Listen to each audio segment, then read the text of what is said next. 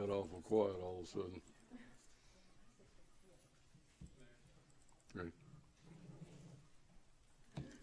Good evening. Welcome to City of Sugar Land City Council meeting for Tuesday, October the 18th. A little bit about our agenda tonight. In a minute, I'm going to give the invocation. That'll be followed by the pledge to the nation's flag. Following that, we'll have a recognition of the Girl Scouts. They'll get to introduce themselves with their scout leaders. So at this time, if you'll join me in a prayer, please.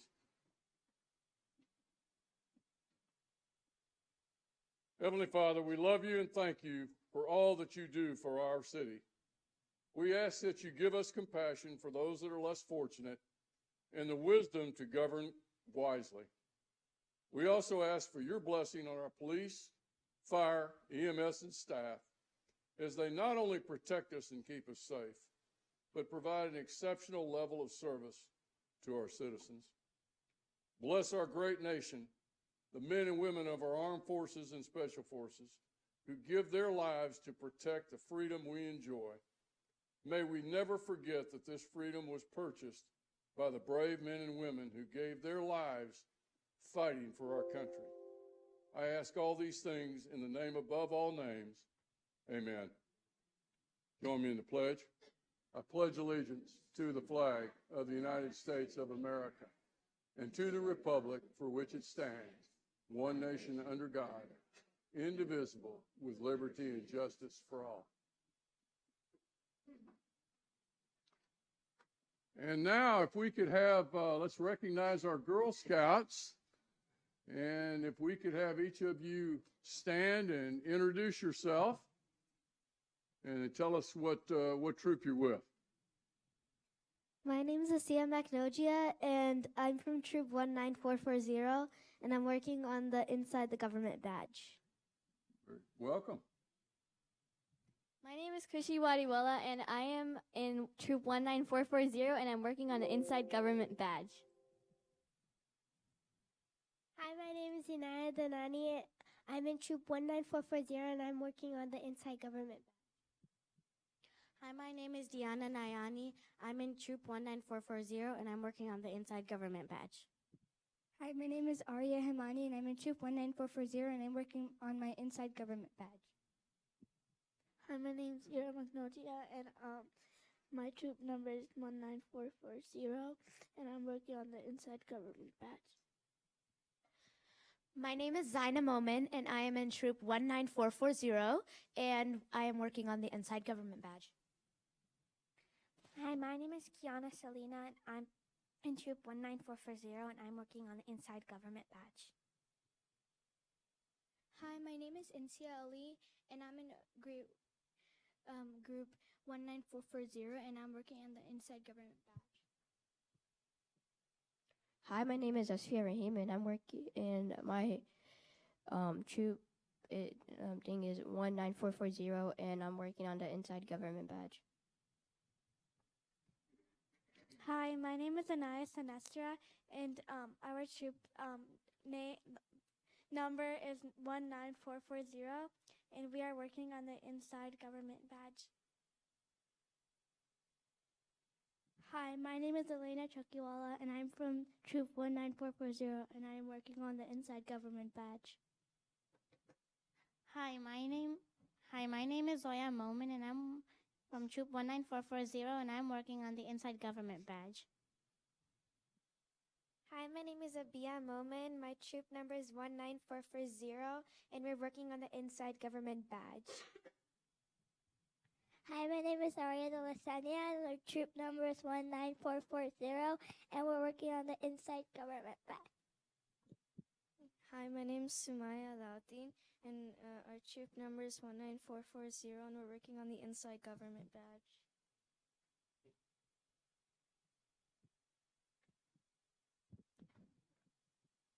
Hi, my name is Hina Wadiwala. I'm the leader of the group 19440 Juniors, and we are working on the Inside Government. Thank you. Hi, same here. My name is Nadia Himani, and we all are working for our Inside the Government badge. Thank y'all for coming this evening.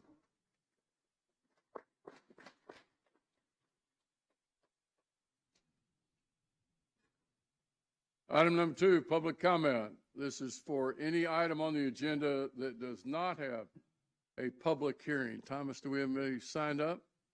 Not for a public comment, no, sir. All right. Moving on to item number 3, consent agenda. The consent agenda, we're going to take them as one motion. We are going to pull an item tonight at the request of Council members Kermali and Watley. We're going to pull item number 3H. So we'll go ahead and take action on the rest of the consent agenda items. Got a motion by McCutcheon. Do I have a second? Got a second by Kermali. If you vote at this time, please.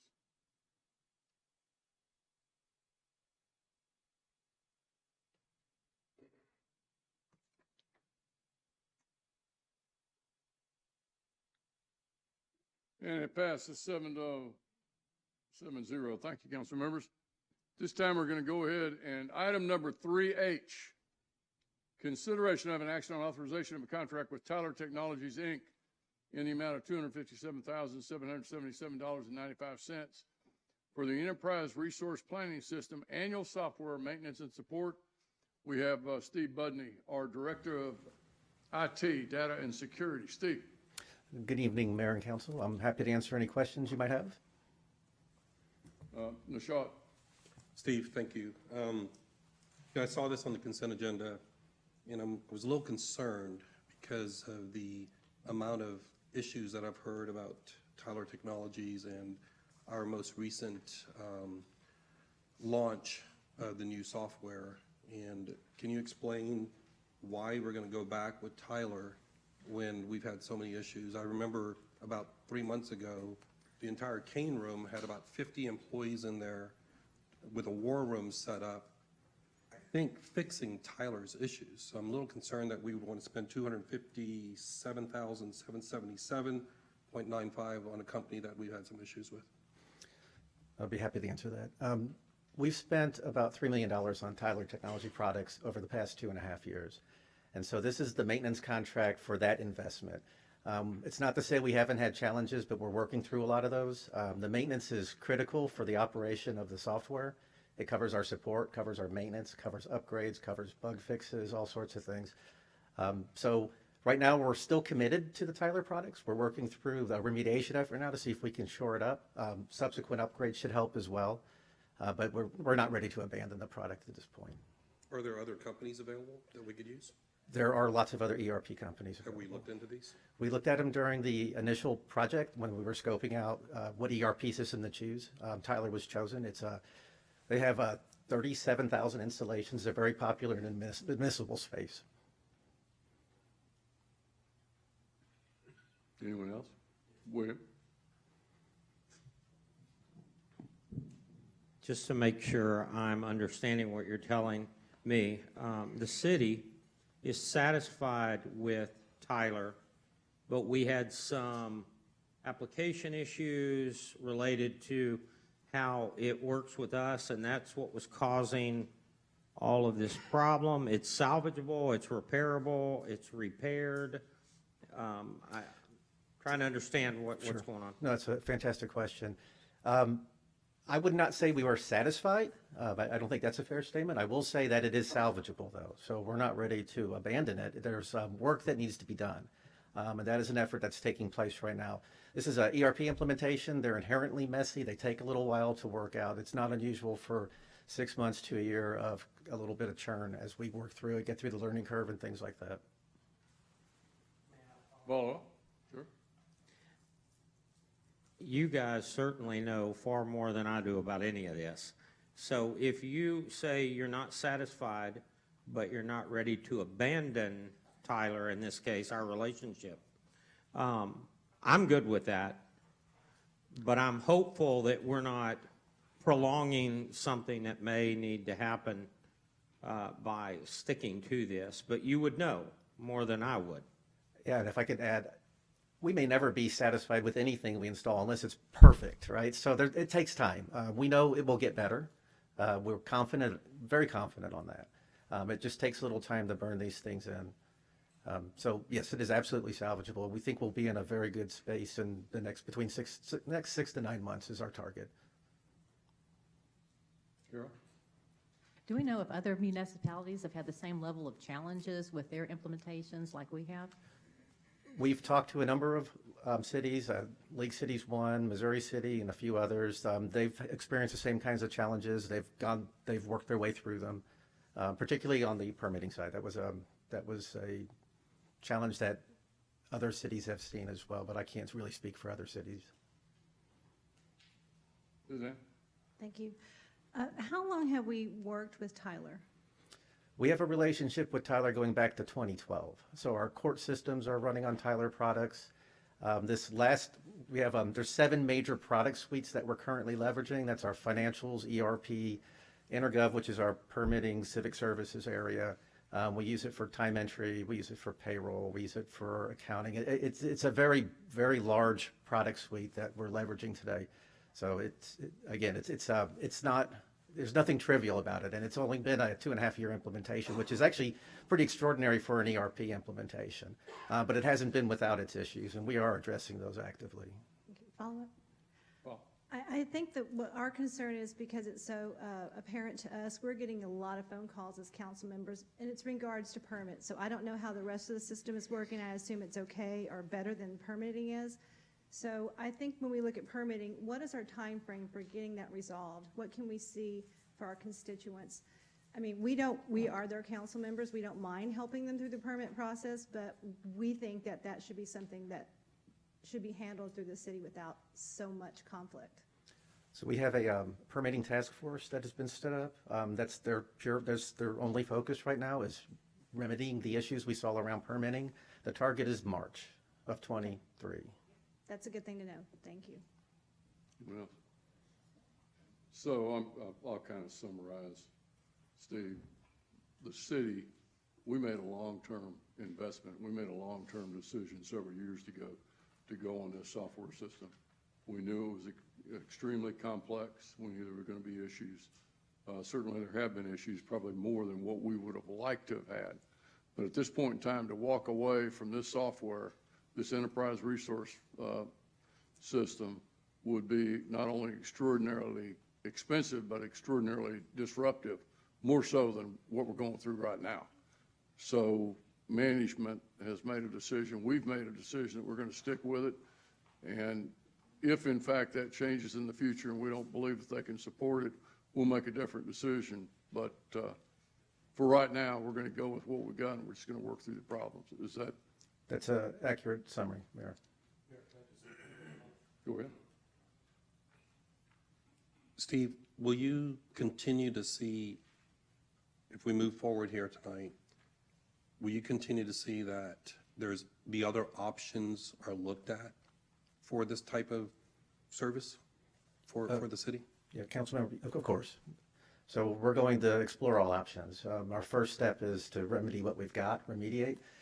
If we find that there are better suited products, then we would certainly entertain that. I mean, and everything's on the table. We're not going to leave the system in a dysfunctional state by any stretch. I just want to make sure that everything is on the table, because when we've done business with someone for 12 years, it's easy to just continue to do business.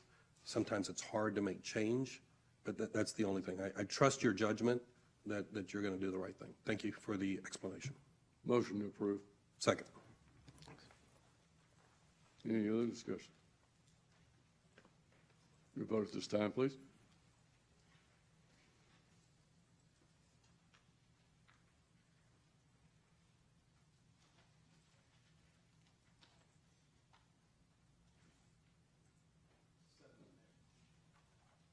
Is there 7-0? Okay, I'm not seeing it. It's a 7-0 vote. Thank you, council members. Item number 4, public hearings 4A. Public hearing, receive and hear all persons desiring to be heard on the submission of an application to the Texas General Land Office for a Texas Community Development Block Grant Mitigation, CDBG MIT, Regional Method of Distribution, MOD program. And we've got Jorge Alba, our Senior Engineering Manager. Jorge.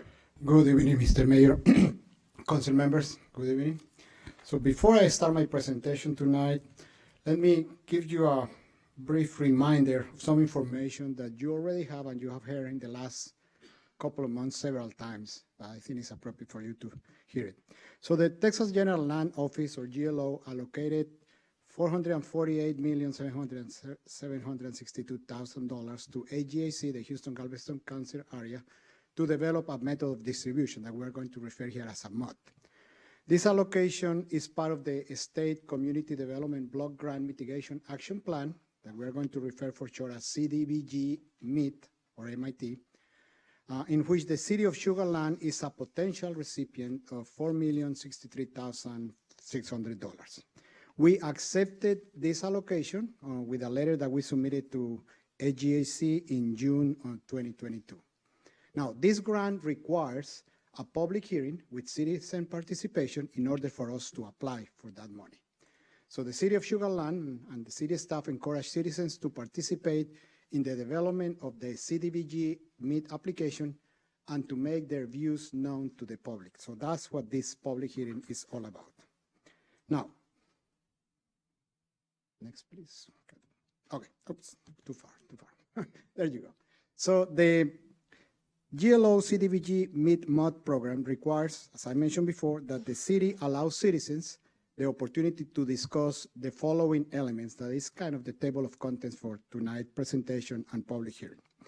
One is to present a citizen participation plan, to discuss the development of local housing and long-term recovery needs, discuss the amount of CDBG MIT funding available, have an explanation of the eligible activities under this program, discuss the past disaster recovery or mitigation funds that the city has received and how they were used, the amount of funds available that should benefit low, medium income people in the city, the minimizing the displacement of residents by project activities, and the discussion of the process of application. And finally, at the end of tonight's presentation, we are going to allow citizens to discuss their views, proposals, questions, and comments. So first, the citizen participation plan. This is a multi-phase process for the development of the application. And we have a grant application person that is here with us tonight that is helping us in this process. We will provide tonight the opportunity to the public to make comments. And during the application process, we address those comments as we develop that application. Now, the activities that are eligible under the CDBG MIT are the first one, flood control and drainage improvements, one of my favorites. Infrastructure improvements, natural or green infrastructure, communication infrastructure, public facilities, economic development activities, and buyouts or acquisitions. So all those activities can be included into that application. Now, CDBG issued funds through the GLO in 2016 through Fort Bend County MOD, and in 2018 to the Hurricane Harvey MOD. However, the city did not receive any of those funds previously. Now, what is the amount of funds available? The amount of funds available, as I mentioned for you, is about $4 million that the city can apply for, but 50% of that has to be applied through LMI, or low medium income, through the regional allocation. So in this case, we can apply for regional allocation of those funding. Out of those $2 million, about 50% has to be identified to benefit LMI persons in the region. So this regional allocation is heavily weighted to prioritize the application that will benefit LMI populations. Now, one of the areas is that we have to minimize the displacement of persons by the projects. So the primary objective is to identify projects that are not going to displace individuals and families. And those projects should develop considering the variety of alternatives to ensure the protection of life and property.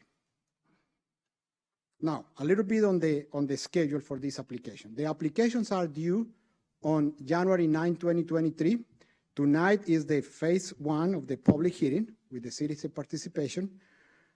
Once we start developing this application, and we will have to address these public comments, we have a minimum of 14 days of a comment period to respond to those comments. Now, in December 2022, this year, we will bring to City Council to authorize the submission of the application to the GLO. We estimate that the grant approval, if we get successful, will be in the summer of 2023. So what are the actions for tonight? First, we are holding a public hearing on the city's CDBG MIT funding application. Again, we are encouraging citizens to participate in the development of this application. And the purpose of tonight's public hearing is to allow citizens to make their views known to the public. I want to mention before we open the floor to questions from the public that we have here Mr. Patrick Wilshire. He is with Public Management Inc. and is the company that the city selected to be our grant administrator, and he is the person helping us with the whole application process. So with this, Mr. Mayor, if you want to call for I'll go ahead. Public hearings, please. Yeah, again, tonight is to receive any input from our citizens on the CDBG MIT process and the application. We won't address directly any of those comments tonight. We will, however, respond in writing within 14 days to any comments that are raised tonight. So at this time, we're going to open the public hearing for anybody that would like to speak on this particular issue. And no one signed up in advance, Mr. Mayor. Nobody signed up? No, sir. Second call. This time, we're going to go ahead and close the public hearing. Thank you, Jorge. We're going to move to item number 4B, public hearing. Receive and hear all persons desiring to be heard on the proposed amendment to the Imperial Plan Development, General Development Plan, ordinance number 1969, allowing for the additional commercial land uses. And we have with us tonight Laura Waller, our Planner 2. Laura. Good evening. So we are here this evening to talk a little bit about Imperial. So this is the Imperial General Development Plan as well as the General Land Plan. This is going to cover the majority of the area. The General Land Plan does cover all of the Imperial area. That's everything you see in black.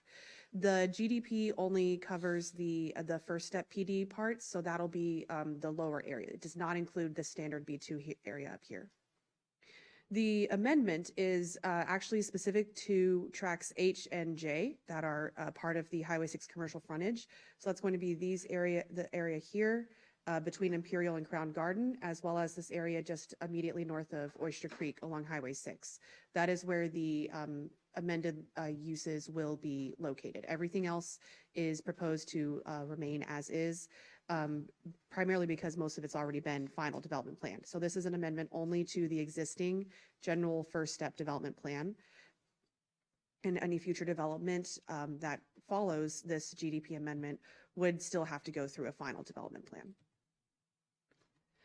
So again, this amendment is to allow for more commercial and retail uses. Those tend to include things like department and apparel stores, grocery stores, beauty and barber shops, repair shops, other miscellaneous personal services.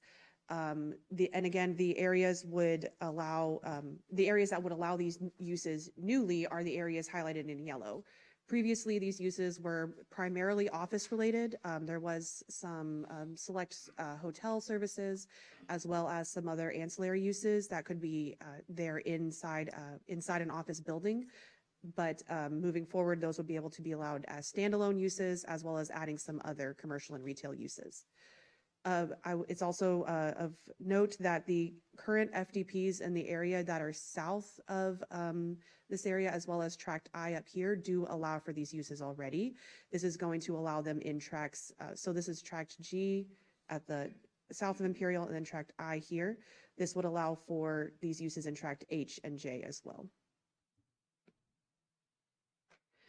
So this is the general land plan that is included as part of the GDP as one of the exhibits there. The general land plan amendment is changing tracks H and J from primarily office use to a commercial mixed use.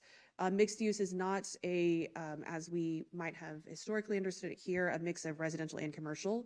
It is a mix of commercial uses. So it is not going to allow for residential. It is just going to allow for more than just office commercial. It will allow for other miscellaneous commercial uses as well. And again, all other areas in the GLP and the GDP are going to remain unchanged. This is strictly regarding tracks H and J. So the exhibits that changed include the general development plan, the text of the document, the Exhibit B, the Exhibit B1, which is the general land plan, and Exhibit B2, the list of permitted uses. All the other exhibits are included in the ordinance and are to remain unchanged. Additionally, this will not include any areas that have been rezoned to final development plan. So all of those final development plan ordinances will still remain in effect. This is only the areas that are still governed by the general development plan. The P&Z, Planning and Zoning Commission, did have a public hearing on September 13th, at which no speakers were present.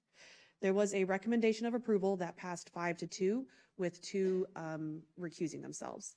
The main concerns from the commission centered around the concern that the proposed changes would allow for a low-density strip mall type retail development, and they were very concerned about that being allowed, especially along the Highway 6 frontage. They believe that something more dense might have been more appropriate. Public hearing notices were posted, signs were put out at the site. The notice did include a language regarding what the change, the proposed amendment was. We did receive one online comment form that was passed out on the dais that did come in today. And we did have some other verbal feedback about furthering the commissioner's concerns. Just concerned that this is going to end up a low density retail space. So the next step tonight would be to hold the public hearing, followed by the first reading of Ordinance 2284. Staff and commission do recommend approval of the amendment to the GDP, and we have the applicant present for any questions at the conclusion of the public hearing. And staff is also ready to answer any questions as well. Thank you, Laura.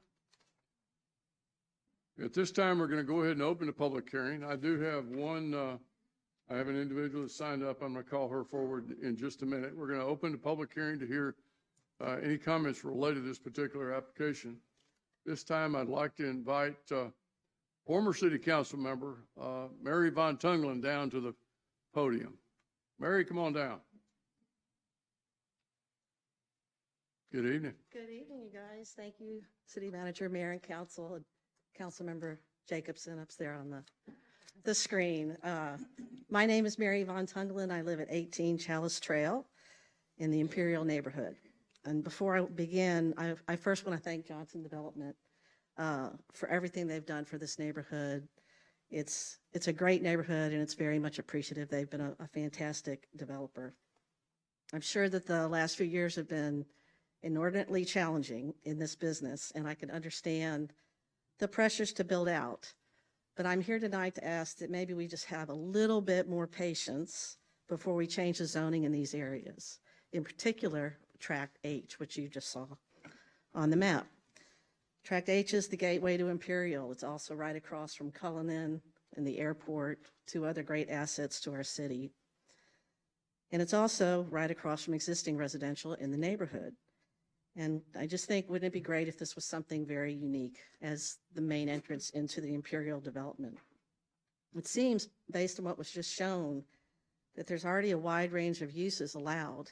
Well, actually, it wasn't shown, but if you go back and look at your packet, it's more than just office. There's a lot of uses allowed in that district. In watching the P&Z meeting, and yes, sorry, I'm a nerd. I do watch you guys on TV. I watch the P&Z meeting. It's a habit. You'll find out. You can't break it. It was mentioned that the developer receives a lot of requests for medical and office condos. And I think I heard something that may make my statement wrong, but I thought this was already covered under health services as a permitted use. So I don't really understand how changing that addresses that need, but I may need to be educated a little bit more. I'm just really concerned that moving to a general business zoning in this area with the uses that were shown, like department and apparel stores, grocery stores, beauty and barbershops, retail, et cetera, and so on, other personal services, would result, as was mentioned, in what we already see up and down Highway 6, basic retail strip centers. I don't think this is what was envisioned way back when, which has been really way back when. Granted, times have changed drastically, and I understand the pressure to develop. As a resident, I want the same thing, but perhaps there's a compromise that could take a little bit more time that the wiser ones here could look at and find something that might address the additional need for certain uses without opening up completely. I'd also like to ask that maybe a little additional public input. I know letters were sent out within 200 feet. That doesn't really make for a whole lot of residents. I think that adds up to only 50. And I'm not speaking for the neighborhood at all, but I'm just not sure there's general awareness about this zoning change. And with that, what I'd like to say that I earned my city badge as a Girl Scout. And thank you guys for being here. Thank you, council, for all you do. And again, thanks to Johnson Development for all they do. Thank Good you, night. Mary. Thank you. Is there anyone else that's present that would like to speak? If not, I'm going to go ahead and introduce into the record, the public record. One of our P&Z members, Mary J. Smith, lives at 18 Chalice Trail in Sugar Land, had recused herself during the P&Z meeting because she believed that she was within the 200 feet of which she believed that would be a conflict of interest. Turns out that she was not within 200 feet. And that she has said, and I'm going to read it, when this item came before P&Z, while I was not one of the residents who received a letter regarding the rezoning, I am a resident of Crown Garden subdivision and was advised by legal to recuse myself. However, I do have concerns over the broadening the zoning to general business, particularly for Tract H. I respectfully request that council reject or consider other options for Tract H rather than a blanket general business zoning that opens the door for uses that may detract from what was originally intended for the Imperial development. So that will, that'll be entered into the public record. Is there anyone else that would like to come before the council to address this item? If not, I'm going to go ahead and close the public hearing. Rather than go to the first consideration, I'm going to make a proposal. I'm going to suggest that the developer, Jerry, you all get with the residents and see if you can work out some kind of a compromise that involves not all of the additional uses that are currently proposed.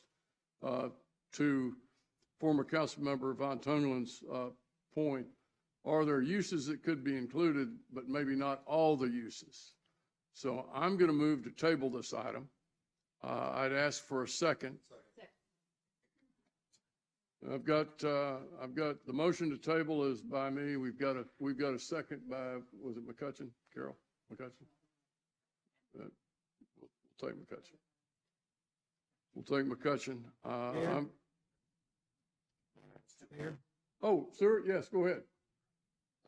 Does this have to be tabled for a certain period of time? Would a table not indefinitely cancel this? So the question, Stuart, you're breaking up. So the question that the council member Jacobson asked was, does it have to be tabled for a certain period of time? I don't believe that it does. It's based on schedules on when the two parties can get together. Jerry, I think it's Mr. Oakey. It's in y'all's best interest. You guys want to move forward with this. So I think you guys can contact Mary and possibly the HOA, get a little broader representation from Imperial, the residents in Imperial. And then if you'll notify staff when you guys have got something worked out, hopefully you can get something worked out, then we'll bring it back before the council. Does that make sense? Okay. I've got a motion. I've got a second. Any other discussion? Suzanne? I have one question. I did watch the P&Z meeting. You're not the only one. On this discussion, there was a lot of talk about separating H from K. Is that still a possibility that we could rezone part of it and not the rest of it? Yes, that is very possible. It would just need to be, the use list would need to be amended. It's broken up by tract. So we could separate out H and J so that some uses are allowed in H and or some in J or vice versa and not allowed in the other. Mayor, is that something we can ask them to consider as well? Yeah, I mean, I think everything. Laura, why don't you guys work with with the developer and the community, and let's see what we can work out. Thank you. You guys let us know when you're ready to come back. Sounds good. Thank you very much. Got a motion. I've got a second. If you'll vote at this time, please.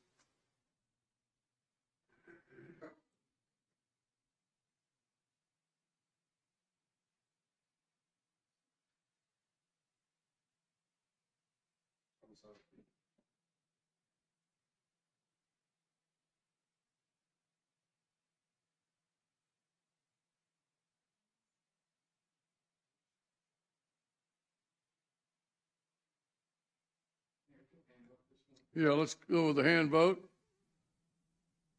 Stuart, I don't see you. Where are you? You in? I'm in, aye. He's an aye. Okay, so we've got a 7-0 vote by council. Thank you, Mary. Thank you, Jerry. Item number 5, contracts and agreements. 5A, consideration of and action on authorization of 2 professional services contracts with the CBRE Group in the amount of $235,000 and with Epstein UN Architects in the amount of $285,000 for planning services for the Integrated Facilities Master Plan and Workspace Design Initiative. We have with us tonight, this must be an introduction, Ruth. We've got Ruth is going to introduce somebody. I assume this is Kareem Heshmat. Introduce Kareem because this is his first time, I think, probably as before the council. And we have, I see Keisha Seals is over there sitting down too, the Assistant Director of Environmental and Neighborhood Services. So we got Ruth Lummer, we've got Keisha, and we've got Kareem. I'll turn it to you, Ruth. Yes, sir. Thank you. Good evening, Mayor, members of City Council. You are correct. As is our custom, I am here to introduce Kareem Heshmat. He is our newest addition to the long-range team. He's been with us for about 3 months now as a senior planner and is doing some outstanding work. He came to us with some prior experience with the City of Houston and some private firms. So he's got a really well-rounded background and is doing some great work so far. And so I'm excited for him to have an opportunity to get in front of you. I know a few of you have already had the opportunity to meet with him in some committee meetings and even out in the community. So just want to welcome Kareem, and with that, I'll hand it over to him. Welcome, Kareem.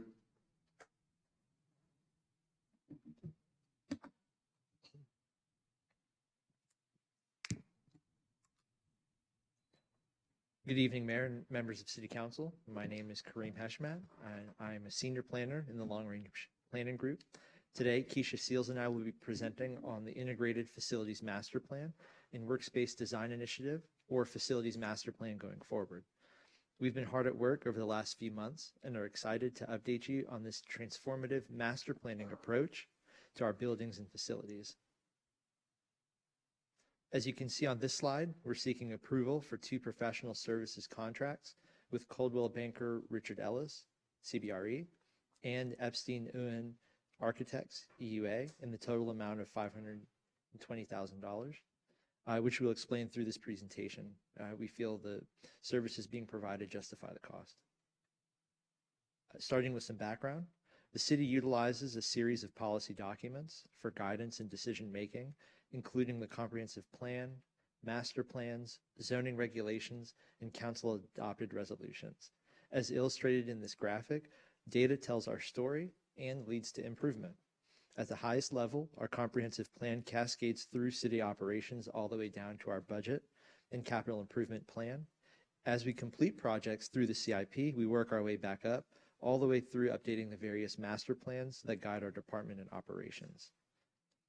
Periodic updates are necessary as our industry changes, which is why we're proposing an update to the 2015 Facilities Master Plan. To date, and according to our Master Plan annual reporting, approximately 80% of the projects called for in the 2015 plan have been implemented. Specific examples include roof replacements, building assessments, and interior build-outs for several locations. Our previous plan typically focused on projecting space needs and meeting those needs. Our new approach is a little different, as you'll see later in this presentation. Updating this plan directly achieves our organizational strategic outcomes. Starting from the left and going around, finance strong and viable, we're exploring revenue generating opportunities using our facilities, as Keisha will explain later. Safe and secure community. We want our employees to feel safe while they're doing the awesome work that they do, and also serving the public. Economy vibrant and thriving, looking at underutilized commercial facilities throughout the city and reinvesting in vacant property for city facilities. Culture, fun and dynamic. We want our residents to use and see our buildings as civic gathering places and institutional anchors. Our facilities should inspire our staff and reflect our organizational culture, which directly corresponds with people, welcome and engaged. Using our buildings as retention and recruitment tools For example, this year the Fleet Shop building at the Public Works office received a makeover with resurfaced floors, new paint, and LED lighting.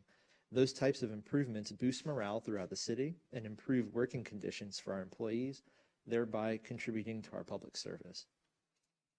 Infrastructure, sustainable and resilient. It's vital to see these plans as part of our preventative maintenance schedule by helping keep our buildings in usable and livable condition. From a facility standpoint, moving to an energy efficient, sustainable building will support us through aging infrastructure. Transportation, connected and convenient. We always look to centrally located institutions that are conveniently accessible by the public and by our employees. And lastly, government, respected and influential. Through this type of plan, we are leading our region and municipalities of our size in a workplace strategy through a dynamic approach. This slide further summarizes some opportunities through updating this facility's master plan, and that it reflects our changing organizational culture, responds to workspace demands driven by COVID, and addresses an aging infrastructure, and serves to highlight the correlation between workplace environment and employee satisfaction. In this plan iteration especially, we're leveraging our employees as stakeholders to make sure that their needs are met as well as the public's. Our internal team starts with Dawn as our lead point of accountability, followed by myself and Keisha working together as project leads, supported by Cindy, Taha, and the rest of the All-In initiative. And as you know, this means that we leverage our entire organization through this type of work, and we use their expertise. We offered staff the opportunity to visit the Howard Hughes building in the Woodlands and the Village Fire Department in Memorial Village, a new joint municipal fire station. Their observations helped our planning process. Following this introduction, Keisha will now walk through the project and council action. Thank you, Kareem. Good evening, Keisha. Good evening, Mayor, members of council. So I'm going to step you through our selection process and then following, wrapping things up with a recap of what we've done. The selection process, of course, Keisha, move that mic towards you. There you go. Can you hear me now? There you go. Thank you. The selection process was in accordance with the city policy. CBRE and EUA were selected as consultants to move forward with the presentation process. But as we stepped through this process, we realized that both of these companies brought various expertise meeting the city's cultural values and future direction. CBRE, Coldwell Banker, Richard and Ellis, is headquartered in Dallas, and EUA is headquartered in Milwaukee. I would like to say that EUA and CBRE are both online, I hope. Todd Heptis, Project Development, Carolyn Gleim, who's the Senior Planner of EUA, and then CBRE, we have Jesse Sellers, who's the Managing Director. There's no question that COVID changed our lives forever. And although it was a world crisis, as always, we overcame the challenges together. With the crisis, however, came the way the world viewed facilities, which has moved from just a place to come work or pay a bill to a place of experiencing a thriving, safe, and clean, high-energy space that reconnects people. Excuse me. CBRE is an assessment and consulting services firm that specializes in evaluating commercial real estate assets, discovering opportunities to grow revenue through comprehensive real estate strategies and hybrid workspaces. EUA is a multifaceted architecture, interior design, engineering, and planning firm specializing in welcoming, caring environments, long-term growth, needs, and corrective deferred maintenance. As the city embraces the age of discovery and innovation, it's important that we advance forward in becoming one of the leading municipal governments to incorporate trends that are and have been moving private and commercial businesses into the future. EUA believes architecture can transform workspace by creating the power to inspire and empowering people to be their best. CBRE believes in the Workplace 360 strategy, where you maximize your real estate by creating an unassigned seats or a free addressing space with advanced technology for all employees, creating a variety of spaces which are available to everyone. Both of these companies believe facilities can be a destination place where the community gets to enjoy their investment. So, what does CBRE bring to the table? The scope and deliverables of their service includes an office workplace strategy recommendations, work style and office standards in a hybrid workplace, space utilization analysis, assets portfolio, which again is revenue generating opportunities for the city that the city can take advantage of, and space standards and policy development. What does EUA bring to the table? Their service and scope of deliveries would be a corrective maintenance plan to address our existing facilities, a 10-year action plan of facilities assessed that we will cover and provide them a list of. And they will help us to engage our stakeholders, and that would be both the community as well as our employees. The final document will include both consultants' deliverables. So why this team? And we joked about this in the All-In Initiative because we realize that the only thing that's constant in life is change, right? And we realize that the city is moving from a growth to a maturing city. So we're competing with commercial and private businesses for the same talent pool. Cities and businesses are changing the way they view their facilities. They're no longer just a place to come work and then leave. They're used as retention and recruitment tools. And they bridge the gap between multi-generational workforces such as the baby boomers, the millennials, and the Jenners. And you can decide which one you are. But that's what they bridge, the gap for multi-general workforces. And then the workplace used to enhance employees' innovation. Again, it's a scientific fact that the way that a person views their workplace is how they are creative and innovative in that workspace. So in order to move to the next level, we must move away from doing the same thing over again and expecting a different results. We must embrace what our stakeholders, the community, and the employees are asking for in our facilities and provide them the experience they seek. We must advance our facilities in sustainability, partnering, and collaboration, user experience, and business productivity. So an integrative facilities master plan and workspace design initiative in a nutshell addresses immediate, short, long-term needs. It will tie our facilities concepts to the organization's culture and values. It will also provide us as a retention and recruitment tool of an amazing talent pool that we are competing with from the business and private sectors. It will provide us an integrated workplace management as a template that we can use to move forward in our future. It will help us in revenue generating opportunities with our existing facilities and or property that the city owns, a corrective maintenance plan for our aging infrastructure, and stakeholders engagement. The facility master plan will provide opportunities to conduct pilot programs, achieve milestones, and immediately take action and deliver results, all while planning our short and long range needs. Integrated workplace management is looking at facilities as a real estate opportunity instead of a money pit. This allows for increased efficiency, transparency, flexibility, and customer satisfaction in an organization's facility management process.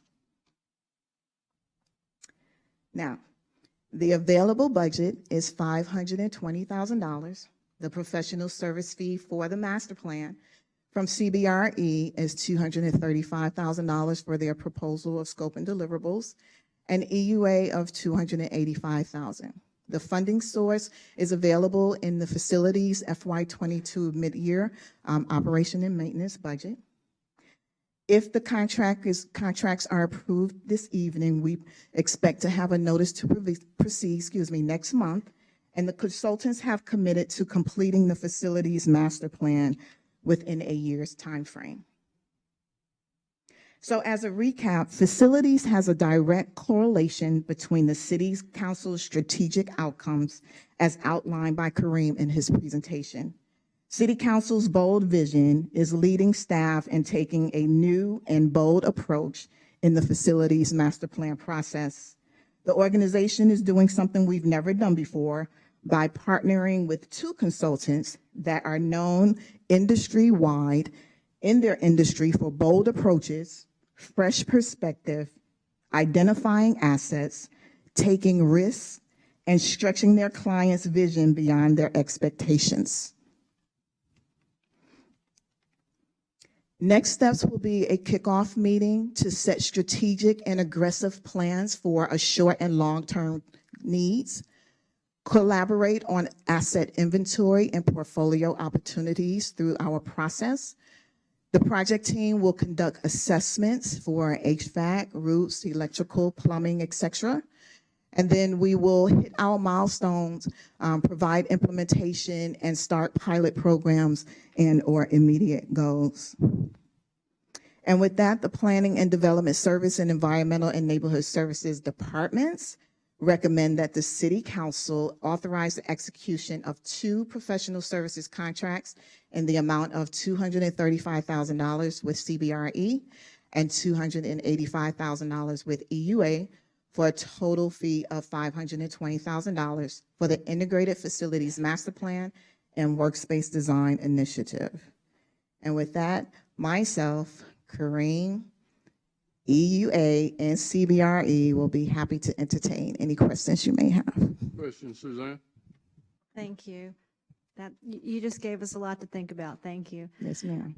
So Keisha, I have a lot of questions. First of all, when I start looking for things and do studies, I end up spending money at the end of those studies. Not just that they cost money to do the study, but it costs money to implement whatever the study finds. And that's my concern. So we're going to spend money to do the study, and at the end of that study, what do we do then? That's my first question. My second question is, when we find those things, how urgent is this? I mean, I know, and to be clear, we do have our city doing inspections on our buildings. This is not that, correct? Correct. Okay.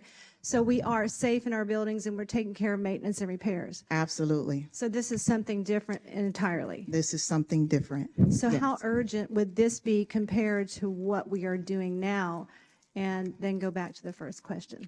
Okay. Thank you. You want me to take the last question first? Sure. Okay. So how urgent is it?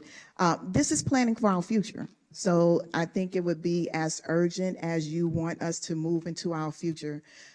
The corrective action and maintenance of our facilities is going to be there. That's not going anywhere, right? But in the meantime, the future is coming. So we, staff, would like to also plan for our future as we're correcting and maintaining our facilities. We realize that that's going to be there. And so we don't want the future to pass us. So urgent, I wouldn't say urgent. Necessary, I would say necessary. It's necessary for us to plan for our future while we still maintain our facilities. Okay, and then my follow-up question was, how much is this possibly going to cost us once we find out what those needs are? What's the budget for that? Are we planning for that? And how much, and when are we going to implement those changes? Absolutely. So one of the things I love about this master plan is the fact that, again, traditionally, we would wait until the entire master plan is completed, and then we would go out and do, or try to, and then realize we don't have any money, right? Here, we are taking bold action by doing pilot programs, initiating action plans as we are stepping through the facility master plan process, so that when we do get to the end of a document, it's not one holistic big dollar amount, because we have already started doing some things, trying some things, failing and failing fast, hopefully not. But, you know, we have a plan to start doing some things. Yes, some of the things that we would want to do, need to do, will require a general obligation bond. We do know that. All of our other master plans did the same thing. So yes, that is one correlation that we will have. But definitely the distinction is we will be trying things as we're moving forward. Jennifer. To make sure I understand, so I'm envisioning something where city employees could also work with startups. Absolutely. That we could mix with that. Other organizations could have meetings, they could do expos, those types of things. So it's collaborating ideas with Yes. those types of businesses, organizations, along with city personnel, all intermingled with each other. And we could also rent those spaces out. Absolutely. So imagine if we had facilities that would bring a startup company to it, and it's already exactly the way that they want, modernized, open, the concept is there, it's innovative. And so they see our facility as something to go to because it's already set up, it's already ready for them to do it. And those are the type of, things that we want to try. Maybe there are startup companies that want to come, but we want to be ready for them when they do. That sounds very exciting. I look forward to seeing what they come up with. Mike, go ahead. And if I could just clarify a little bit, typically every 5 years we do a facilities master plan, and it's typically a very traditional plan that just looks at the buildings we have, the buildings we're going to need. And so this is, and I applaud Keisha and her team, and even the consultants selected are, that do something completely different, to where this is a huge asset that the public has. And how can you best utilize it? One, for the employees to work in, but two, for the community, whether it is opening up space for just that startups. The future of what fire stations look like, 5, 10 years from now versus what they have looked like. So while it's doing a very functional thing that we typically do every 5 years, doing it in a completely new way, and looking at that asset of how it can best be utilized. And sometimes it can be utilized in better ways than we're doing it currently. Oh, Stuart, go ahead. Thank you, Mayor. Keisha, $500,000 is a lot of money. What kind of benchmarking and measurements are we going to be able to use so we know that we've gotten our money's worth? That's a great question.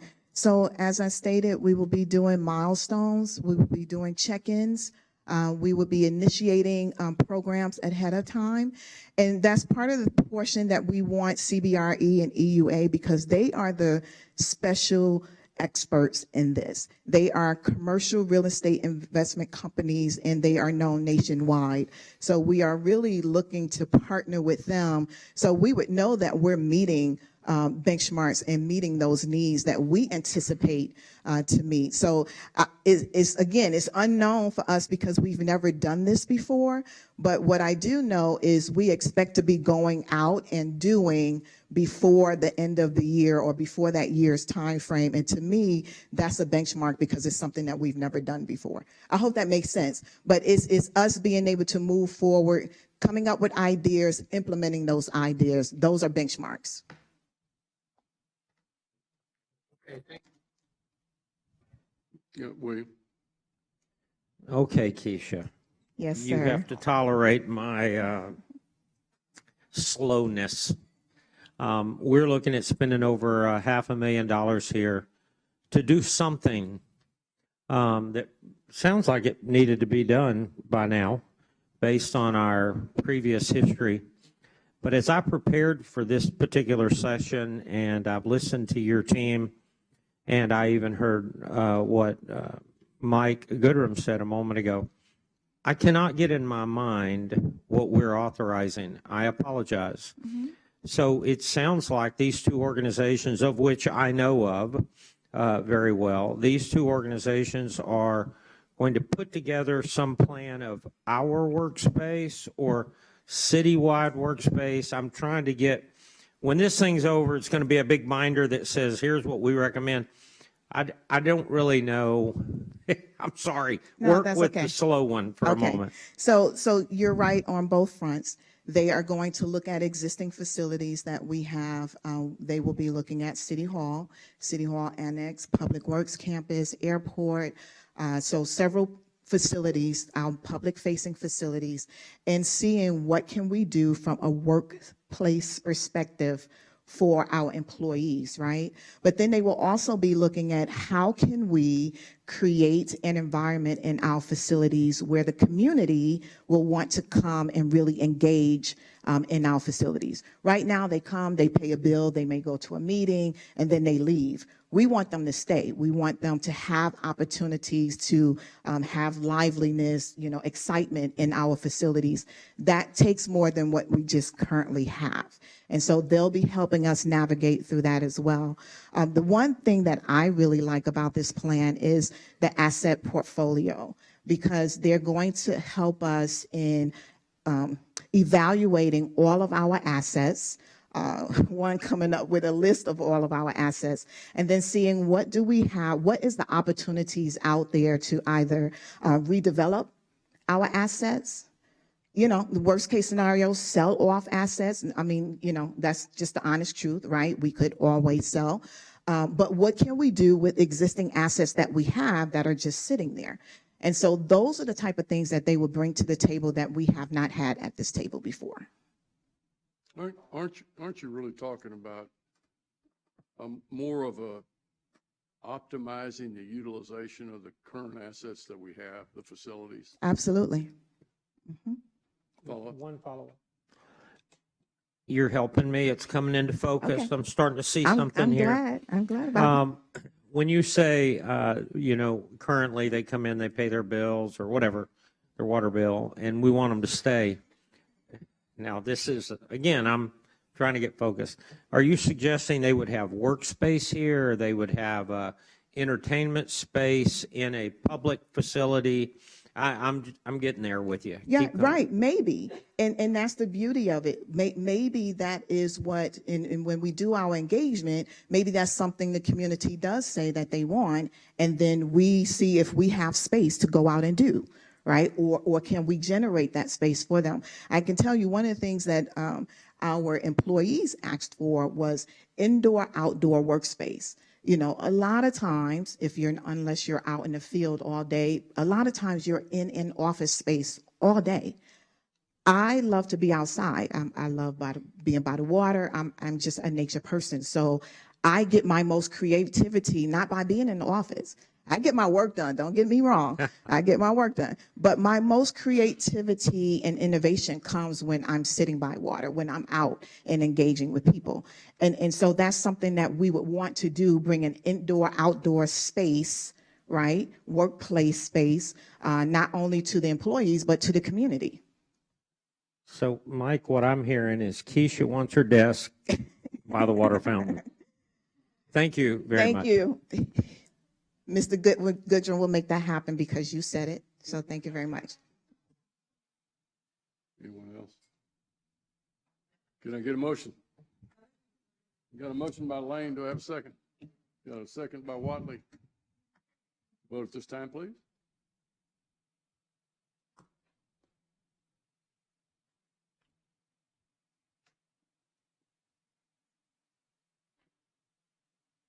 Stewart, you in? Did we lose you? I'm in. We got a 7-0 vote by council. Thank you, council members. Item number Thank 5B, you. consideration of an action on authorization of a contract with Infamark LLC in the amount of $871,250 for water and wastewater repair services. This contract will automatically renew for 4 additional one-year terms for a total contract amount of $4,356,250. And we've got with us Ms. Katie Clayton, our Assistant Director of Public Works. Katie. Good evening, Mayor and Council. I'm here this evening to present to you a contract for our water and wastewater repair services. To give you some project background, in order to provide water and wastewater for our residents, Public Works is responsible for maintaining and operating over 600 miles of water lines and 550 miles of sewer lines. These daily operations include responding to and repairing water service line leaks, water main breaks, hydrant repairs, and sanitary sewer repairs. On average, we Katie, see. can you hold on just a second? Yes. Can we get the presentation here? Can we get the presentation on the day screens, please? Thank you. There we go, Katie, go ahead. Good. Okay. On average, we see between 500 and 600 repairs a year, excavations a year. We do repair a number of those, between 300 and 400 with our city staff. But we have a service contract to assist us with that. Our previous contractor was approved in 2017, and that was with Severn Trent, who is now Infamark. And I just want to acknowledge that I think y'all have seen some of the statistics on our hot summer, dry summer, and Infamark played a key role, and our staff was there 24/7. We responded to 70 main breaks this summer. Infamark was there right beside us, assisting with those repairs. So they've been a great partner in this contract. The scope of work is a number of items. There are 18 utility services in the scope, including the water main repairs, service line repairs, hydrant repairs, valve repairs, meter and maintenance repairs as well. And then on the wastewater side, repairing wastewater service lines, wastewater collection lines, and then manhole repairs. So as far as the contractor selection, we published an ITB for those services in August 17th and August 24th. They were advertised. We opened the bids on September 1st and had one responsive bidder, which was Infamark LLC. As far as the bid summary, you can see those major items here. Like I said, there were 18 total, but these are the main ones that we use on a daily basis. Everything from our water main repairs and service line repairs are probably our two most common repairs. And those are unit costs, Katie, are they not? Yes, these are unit cost. For the project schedule, this is an annual contract with 4 renewals, so a total of 5 years, and it is part of the utility fund approved budget. And so with that, staff recommends approval of a service contract with Infamark LLC in the amount of $871,250 for emergency water and wastewater repair services, contract with the option for 4 additional 1-year terms for a total contract amount of $4,356,250. Questions, Carol? So how does the $871,250 per year compare with the price for the prior contract? So the prior contract was very similar in cost. It was awarded 5 years ago, so we have annual CPI increases, and those were in line with the 5 years that have happened since 2017. So, And how do you determine which repairs the city does versus which repairs that Infamark does? Sure, that's a great question. A lot of it is just balance, depending on the workload of city staff, how many are coming in. There's kind of a seasonal change. We saw this summer a lot of service line repairs. We have service levels, which when a customer calls in a leak, we have so many days before they need to be repaired. So it's a balance of what can our city staff take on and what can we give to Infamark to help us with that. Sean? In previous years, have we tapped out the entire amount allocated every year? Not every year. Okay. This year we did. This year was very hot. We had a lot of main breaks, like I said, and they were instrumental in making sure that we made it through the summer. I've seen them do some work, and obviously with staff doing work as well. This is tough, and it's pretty obvious when only one bidder bids for the job. So I'll make a motion to approve. You got a motion by Kermali. Do we have a second? Second by McCutcheon. Vote this time, please.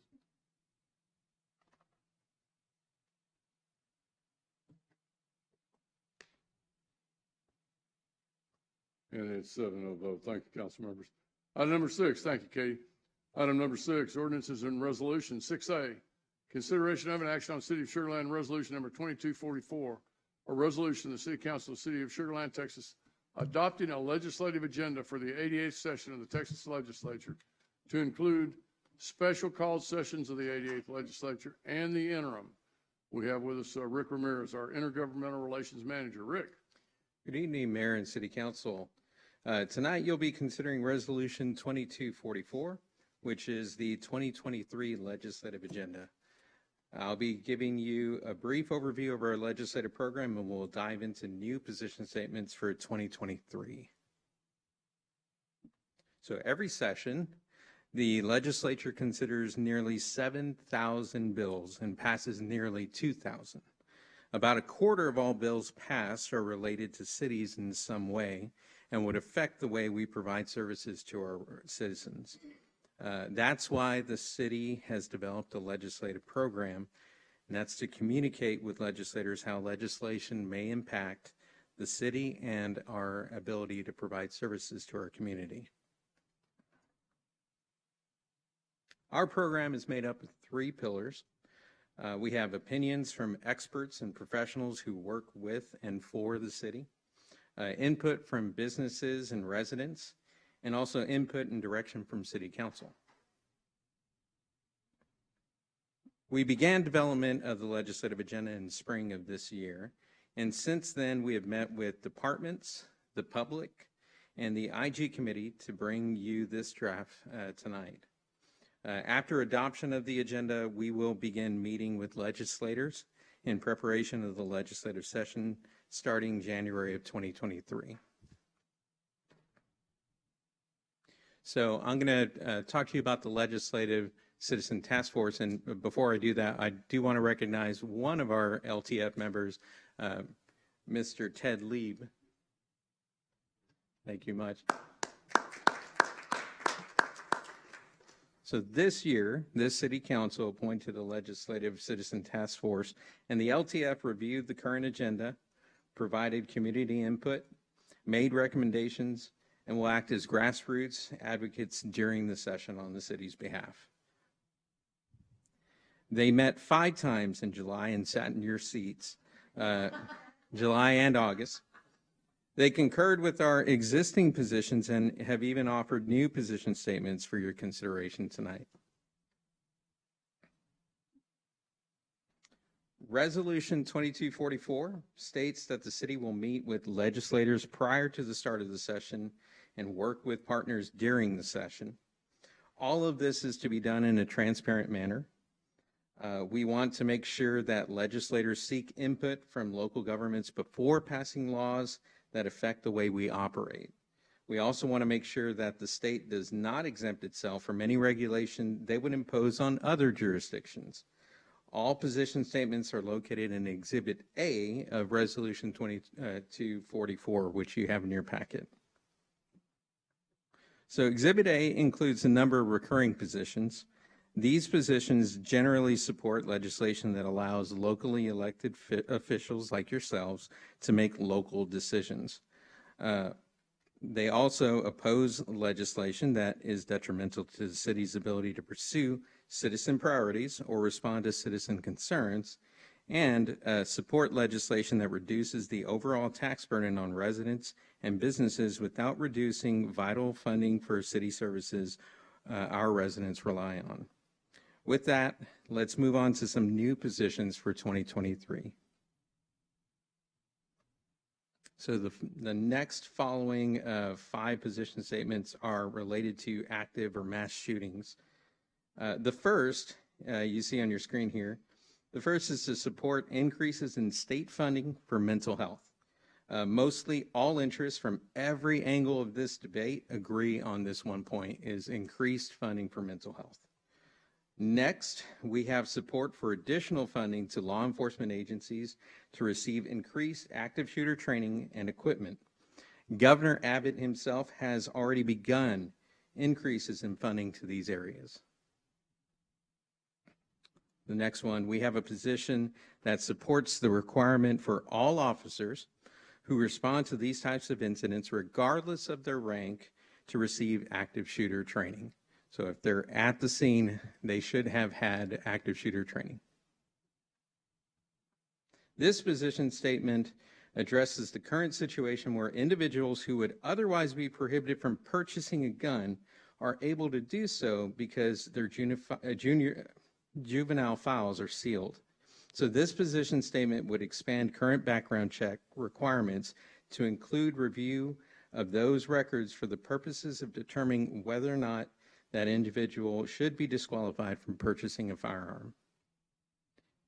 And the last active shooter related item is support for passage of extreme risk protection order programs that strictly allow for due process.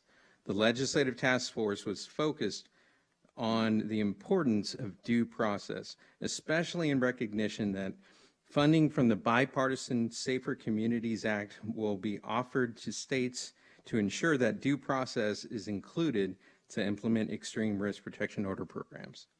So states like Indiana and Florida have already implemented these types of protection orders to ensure that guns are kept out of the hands of people who intend to harm themselves or others before incidents actually occur.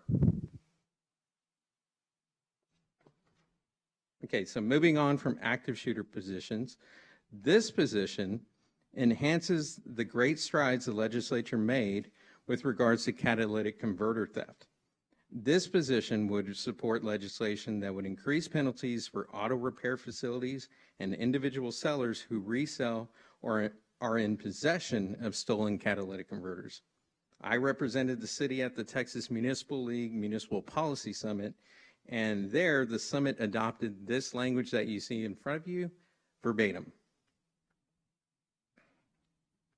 And finally, the last new position statement that we have is to oppose legislation that would diminish the city's authority to charge solid waste franchise fees, enforce solid waste licenses, or maintain a solid waste franchise agreement. This position is another example of wanting to make sure that local decision-making is made at the local level.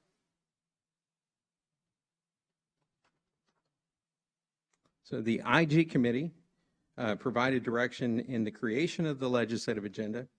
They received input from the legislative task force and our staff experts, and they will actively engage with legislators during the next legislative session. The committee finalized the draft agenda at their September 20th meeting and recommended it to be brought before you tonight. So with that, staff recommends approval of Resolution 2244, adopting the legislative agenda for the 88th session of the Texas Legislature. Good. And with that, I'll take any questions. Suzanne.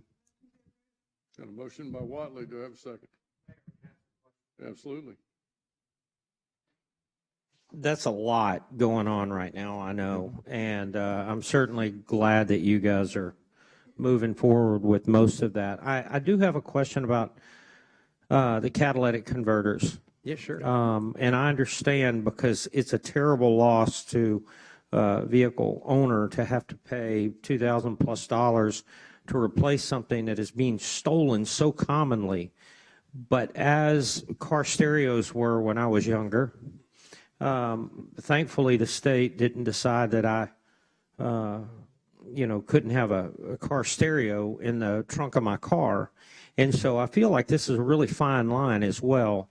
Not that we drive around all the time with additional catalytic converters in my trunk, but this is a really interesting subject as I see you guys try to balance the logic of this with a product that is it's a car part. Yeah.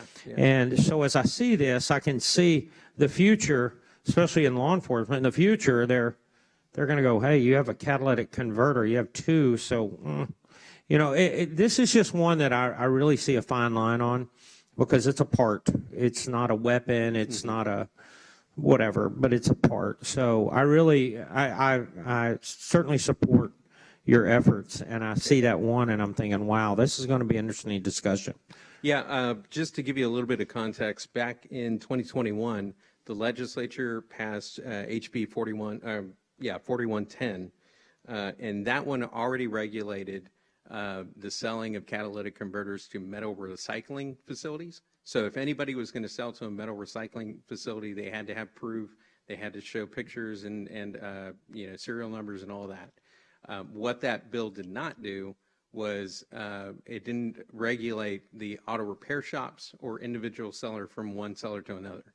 So the city of Houston recently passed an ordinance that included the penalties, stricter penalties for individual sellers and auto repair facilities. The amount of catalytic converter thefts went down dramatically after that ordinance got passed. And actually, catalytic converter thefts went down here in Sugar Land as well. They did go back up again, and the reason why is because the people who were stealing them started to realize, well, they didn't have to go to chop shops in Houston. They could go to other places around Houston.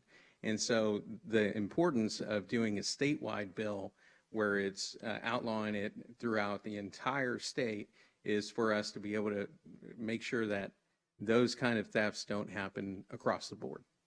It just restricts the market, is all it does, pretty critically.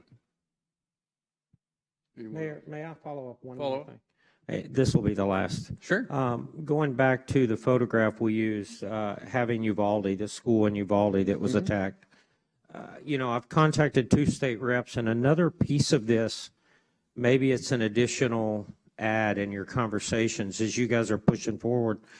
There, in my lowly opinion, there needs to be accountability for those that are securing our children in these schools in this case. And I don't know how your language, as you word that, as you present that, but in this case, the door was not locked. And I just feel like we missed an opportunity to hold people accountable, not just the officers, not just the shooter, but lock the door. Who didn't lock the door, there needs to be accountable for that. And both of the state reps just went. And I was left frustrated. So this certainly, I do appreciate your movement. I just wish in those cases there was more accountability. Definitely. And keep in mind, your legislative agenda does not write law.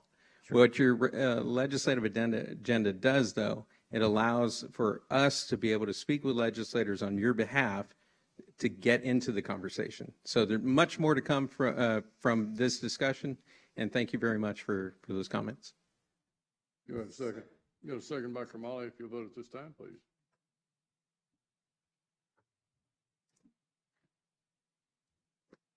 And it's a 7-0 vote.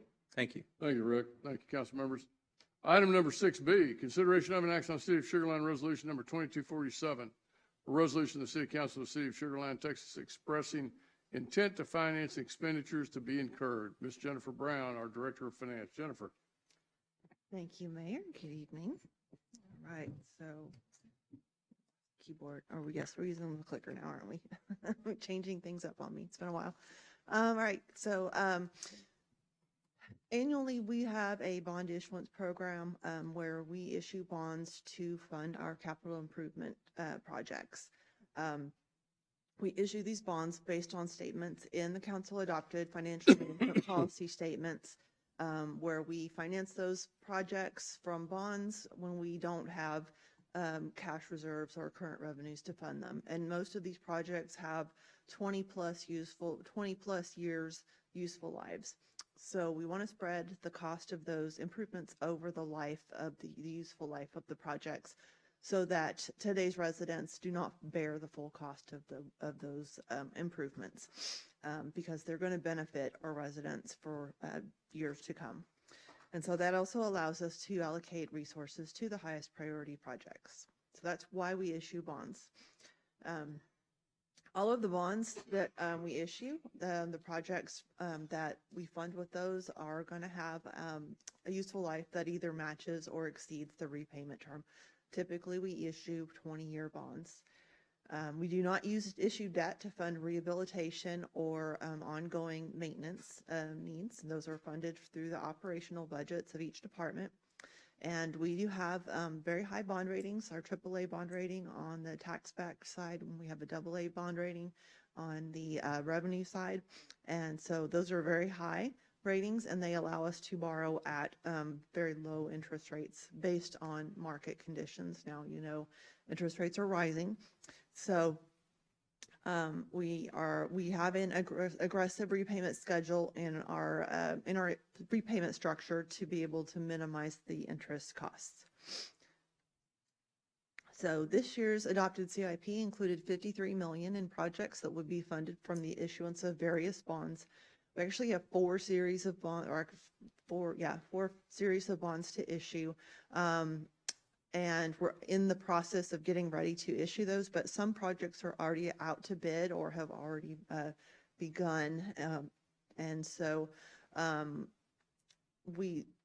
while we're in the process of getting ready to issue the bonds, we want to be able to move forward with those projects prior to the sale. For example, with the airport taxiway improvements, we've already paid TxDOT our share of the improvements, and we are not able to sell the bonds until December.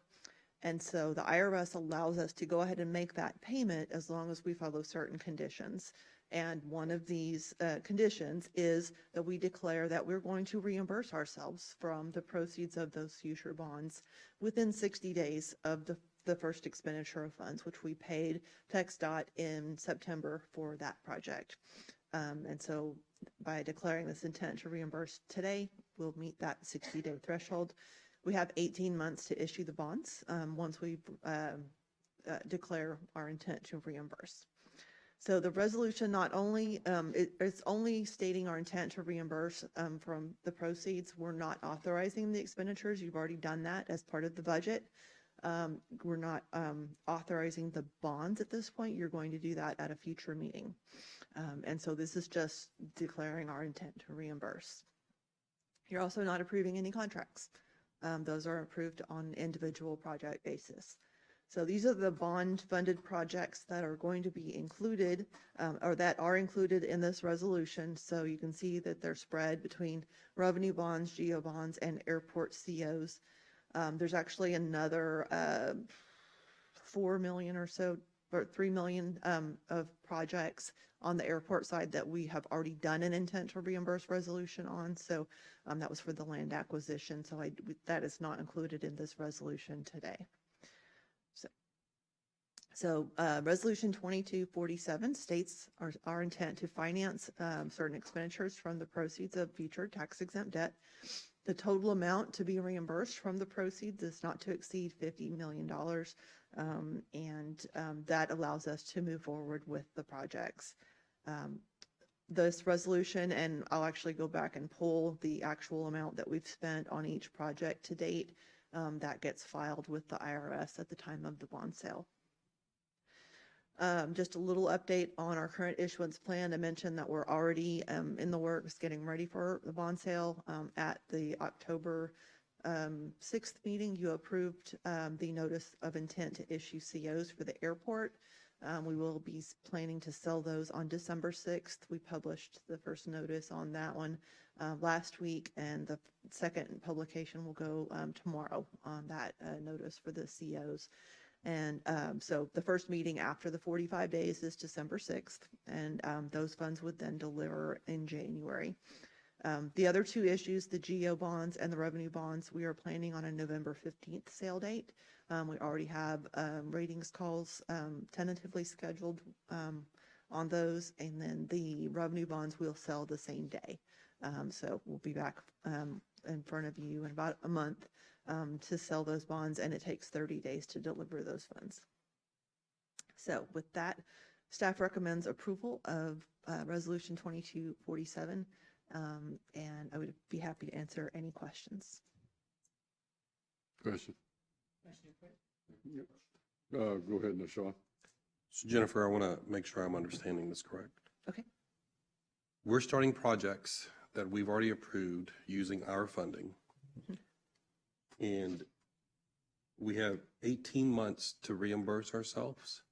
So if we decide November 15th, say the market goes crazy, there's no market for our bonds, we want to postpone that sale. We could wait up to 18 months but continue forward with the projects and still reimburse the costs from the proceeds of that bond sale. Basically, we would use like our fund balances or other funding sources to cash flow those projects in the interim. But between now and when we do these projects, let's call them December sometime, we're not going to spend $50 million, are we? No, but ideally, we just put everything in the intent to reimburse resolution just in case. And it's just a maximum amount. It's not saying that we are going to reimburse 50 million, but if for some reason something were to happen and we were not able to sell the bonds, we would want to have that ability to postpone the sale or, delay that if needed. But it's not our intent to reimburse that much. Correct. Our goal is to proceed with the bond sometime in November. That's our plan, Which to is sell right on around the November 15th and have those funds delivered in December. And the intent to reimburse resolution would only capture what we've spent on the projects at the time of the sale. So if we've spent $2 million, we can only That's all reimburse $2 million, and then this resolution is gone. Yes. Okay. Very good. Stuart? Mayor, Finance and Audit Committee went through this resolution in detail, and we were comfortable with it, so I move to approve.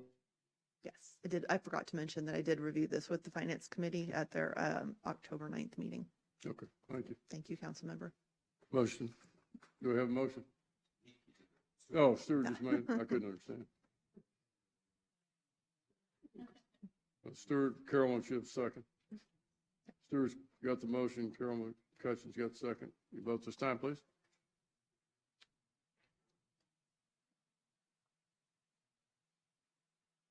And it passes unanimously. Thank you, council members. Item number 7, city manager reports. 7A, council member reports. Stuart, let's start with you. Well, you remember that this goes way back a long, long time since we did this last, so I'm just going to hit the most fun highlights. The Motherland Cycling Club had their annual Bridging the Gap ride, which was beautiful weather a couple Saturdays ago, and that's a group that seeks to bridge gaps among people through their love of cycling. Councilmember Watley and I opened the Voyages Behavioral Health Care Facility off of Highway 6 in District 1, and that was a great success, and I leave the rest for my colleagues. Thanks, Stuart. Suzanne. Wasn't ready. Now I am. So October the 4th, we left directly here. Jennifer, Councilmember Lane and I left right from here, or right after our National Night Out, to San Antonio to the Texas Municipal League Conference, and we stayed there for the duration till Saturday with Councilmember Ferguson and Jacobson. I also went to the Parks Youth Ranch annual fundraiser, and that was fantastic. Let's see what else. Oh, and I will leave that one for you, the police one. So that's it. Thank you. Good shot. While the rest of council was having fun at TML, I went to the opening of the Department Wonder here in Sugar Land Town Center. Really cool experience. It's open Friday, Saturday, Sunday. I highly recommend residents go check it out. They've sold out the first 2 weekends, and I believe they're sold out already this coming weekend, or very few spots left available. And they're going to be also doing a Halloween trick-or-treat on October 31st as well. So really nice addition here to Town Center. Carol, myself, William, and my dog, Lucy, we went to Hollywood Feed on University Boulevard in the best district there is, District 1, for their re-grand opening. And my dog was part of the ribbon-cutting ceremony, and he did really good. I'm so proud of him. He's growing up to be like his daddy really, really well. And then I'm not going to comment. That's really hard not to, though. Mayor, be nice. And then last Thursday night, there was a fundraiser at Allings for the Focus Foundation for victims of the flood overseas in Pakistan. We raised $30,662 in one night, and it was great to see the community come out and support. Allings had to shut off their to-go business because it got so crazy. So did a good job publicizing that. But most importantly, the money's going to go to where it needs to go. And that's it, Mayor. Oh, one more. Richmond, our city right down the street. I attended the Richmond One Table event with Mayor Haas from Richmond. 202 people sat at one long dinner table that took up 3 city blocks. And it's amazing when we all come together, we serve together, and we are one big community. It was beautiful to have one big meal under the lights of our beautiful sky down in Richmond, in their front of City Hall there. That's it. Carol. Well, Mayor, Councilmember Kamali and I attended Cullinan Park's Picnic for the Park, and that was a really successful fundraiser for Cullinan Park. And that's just quite a gem in our city. And then also, most of council attended the Public Safety Extravaganza Saturday, and that was a really great opportunity for the public to come out and interact with our police and fire departments. And then I hosted Detective Kim at Beach Boys. And then I'd just like to thank the staff, particularly the police department, for a highly successful national night out. Jennifer.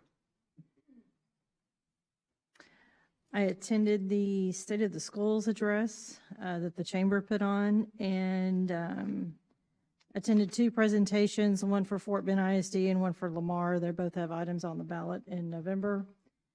And it seems like everyone's in alignment with the same issues with the school districts, the state legislature, and the cities with school safety and mental health initiatives. William. I would wear this. I'll wear this after my first part, but this week, several of us attended the promotion of 5 of our police officers to ranks as high as lieutenant. And so I, once again, and I'm just so thrilled with our police department because they truly are leaders within leaders in our community. And I cannot thank them enough for the hard work they do. I see one of them in the back of the room, and he just not smiling. So I will go ahead and wear this hat because I believe I was referred to as Jed in our picture at the Public Works Extravaganza this past weekend. And it was great to see the fire, the police, everybody out there entertaining the community, and the community loved it. It was great to be in Sugar Land this weekend, and I missed you in this hat. And you're going to miss me in that hat. How do I follow that? Mike, I'm going to yield my time. I'm going to go straight to you. Yeah, Mayor, just real quick. The Imperial Park Rec Center's having the Haunted House annual event October 28th through the 30th. And then this Thursday, our highly successful Yappy Hour at Palm Springs Dog Park, 5:30 to 8:30. Music, food trucks. Councilman Kamali, they have a pet portrait booth. Well, that's true. But I think y'all would look great. Okay. And then St. Arnold's beer. And then also, I just want to commend staff. This weekend, we had 2 non-city special events that probably had 18,000 people attend. We had staff running all over the place, and I just want to commend their ability to pivot and their ability to make sure that the public stays safe, and just want to thank staff for all their hard work on that. That's it. Thanks, Mike. Item number 8, closed executive session. 8A, closed executive session is authorized by Chapter 551 Texas Government Code in accordance with 55107 personnel matters. At this time, we're going to adjourn to the council dining room.